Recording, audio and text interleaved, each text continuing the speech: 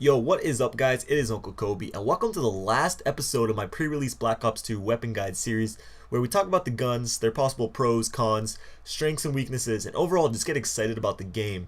So in this video we're going to be covering the pistols. Now in Black Ops 2, remember, you have the option to not equip a pistol or even a secondary in general, and we haven't seen much pistol gameplay at all really, and I would not be surprised if a lot of people just end up skipping out on it and have an extra attachment on their primary or use a wild card and stuff like that. However, I do really like what they did with the pistols to add a little more variety and usefulness to them. So the first pistol we are taking a look at is the KAP 40, and this was the one that was seen in the reveal trailer. It has an 18-point mobility, which is the same for all the pistols, an 8-point damage and range, and a 12-point accuracy.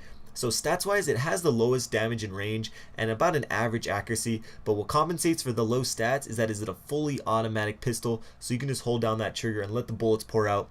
It also doesn't have that bad of a recoil, but like I said, the bullets are very weak, so nothing overpowered or underpowered about this weapon, just overall a good gun. Next we have the TAC 45, and this thing is just your all-around good semi-automatic pistol.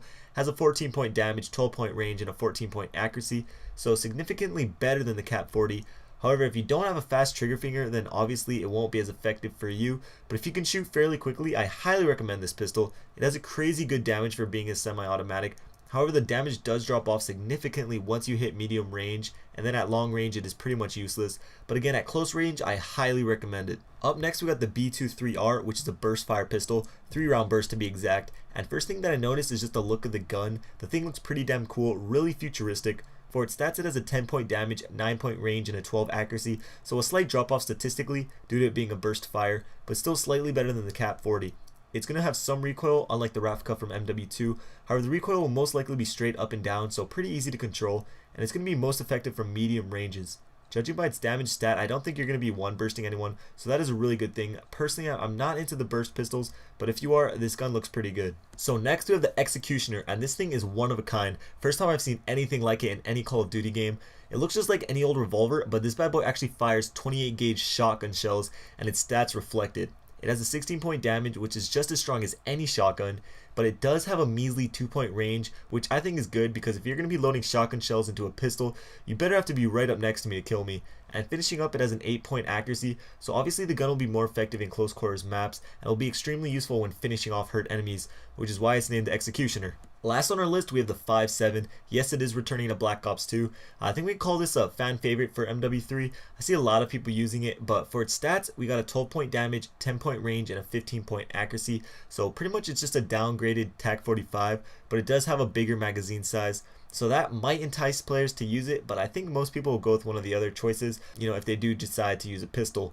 But just a couple things before I wrap up this video. One, I am really bummed they didn't bring back the Desert Eagle. It's one thing that they skipped out on the M16, but the Desert Eagle is just a classic. Even though I didn't use it at all in MW3, I still wish they brought it back. And lastly, I'm not sure if you remember the multiplayer reveal trailer. It has a clip with a guy using some kind of revolver, and that thing was called the Raging Judge. Well, I think it's safe to say that that thing got cut. It's not in the beta or on that Black Ops 2 class creator app that I made a video about. So yeah, that's just something I noticed. But I hope you guys enjoyed my last pre-release weapon guide video, and if you did, please show your support by giving a like. I know I ask every video, but I really do appreciate it. Just a quick heads up, I know some of you were not able to see the full-length beta gameplay I posted. I had to take it down. I didn't want to get a strike on my channel, and it just was not worth it. So instead, I'm going to be taking important parts of the gameplay and breaking it down, and showing you the important information that you might have missed. So expect that video to come out later this week. This was Uncle Kobe. Thanks for watching. I'll see you guys later. Peace.